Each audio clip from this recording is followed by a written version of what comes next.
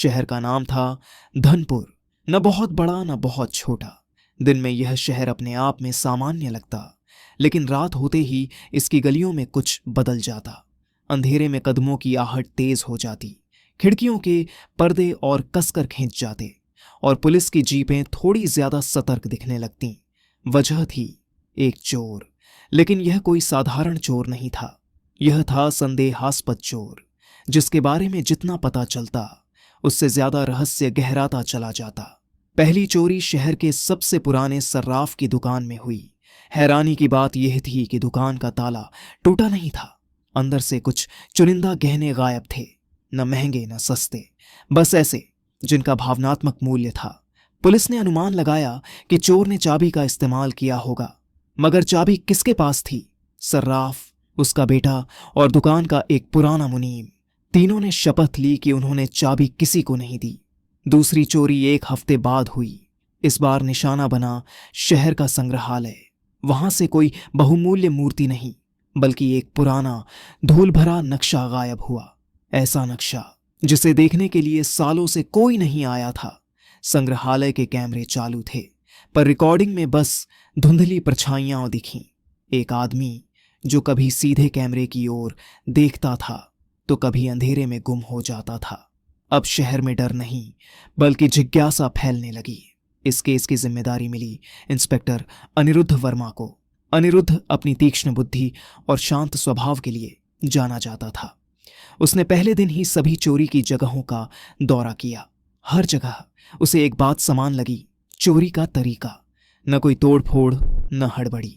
जैसे चोर जानता हो कि उसे क्या चाहिए और वह बिल्कुल सही समय पर आया हो। अनिरुद्ध ने अपनी टीम से कहा, यह चोर पैसे के लिए नहीं है, ये कुछ ढूंढ रहा है। टीम ने उसे संदेह की नजर से देखा। सर, फिर वो चीजें क्यों चुरा रहा है? अनिरुद्ध ने नक्शे की फोटो देखते हुए कहा, क्योंकि ये चीजें एक दूसरे से जुड़ी हैं। तीसरी चोरी ने इस शक को और पुख्ता कर दिया। इस बार एक रिटायर्ड इतिहासकार प्रोफेसर शशांक त्रिपाठी के घर से एक पुरानी डायरी चोरी हो गई। प्रोफेसर ने बताया कि वह डायरी धनपुर के इतिहास से जुड़ी थी, एक ऐसी घटना से जिसे शहर भूल चुका था। अनिरुद्ध ने डायरी की खाली अलमारी को देखते हुए पूछा, प्रोफेसर, इस डायरी में क्या खास था? प्रोफेसर ने गहरी सांस ली। इसमें एक कहानी थी, एक खजाने की, जो आजादी से पहले कहीं इस शहर में छिपाया गया था। अब तस्वीर साफ होने लगी थी। चोर किसी खजाने की तलाश में था, मगर सवाल था वह कौन था और उसे यह जानकारी कैसे मिली? अनिरुद्ध ने शहर के उन लोगों की सूची बनवाई जिनका इन चोरी की चीजों से कोई संबंध हो सकता था। इसी दौरान एक नाम बार बार सामने आया, राघव। राघव शहर में नया था, शांत, कम बोलने वाला। दिन में वह पुरानी किताबों की दुकान में काम करता और रात को अक्सर अकेले घूमता हुआ देखा जाता। कुछ लोगों ने कहा कि वह बहुत ज्यादा सवाल पूछता है शहर के इतिहास के बारे में। अनिरुद्ध ने राघव पर नजर रखने का आदेश दिया। एक रात पुलिस ने देखा कि राघव चुपचाप उसी संग्रहालय की ओर बढ़ रहा है। इस बार वह सीधे पीछे के दरवाजे से अंदर गया। अनिरुद्ध और उसकी टीम ने उसका पीछा किया, लेकिन अंदर पहुंचते ही राघव गायब हो चुका था। सिर्फ एक चीज रह गई थी, फर्श पर रखा एक पुराना सिक्का। अनिरुद्ध ने सिक्के को उठाया। यह वही सिक्का था जिसका जिक्र प्रोफेसर की डायरी में था, खजाने का पहला संकेत। अब शक यकीन में बदल रहा था। अगली सुबह अनिरुद्ध सीधे राघव की दुकान पर पहुंचा।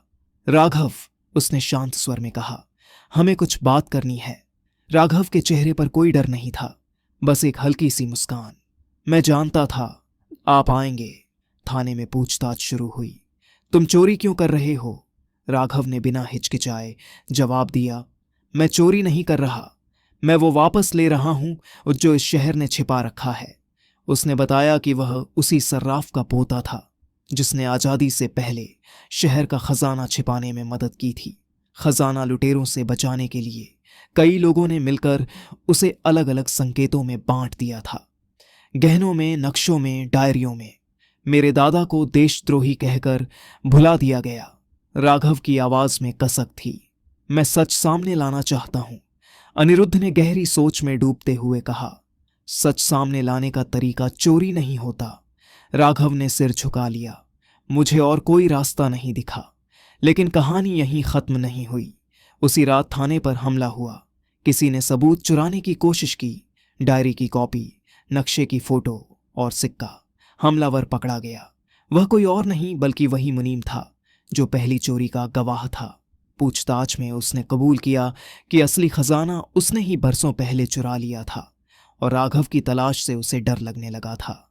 सच सामने आ चुका था। खजाना बरामद हुआ। शहर की भूली हुई कहानी फिर से लिखी गई और राघव को चोरी के आरोप से रिहा कर दिया गया। हालांकि उसे कानून का सामना करना पड़ा।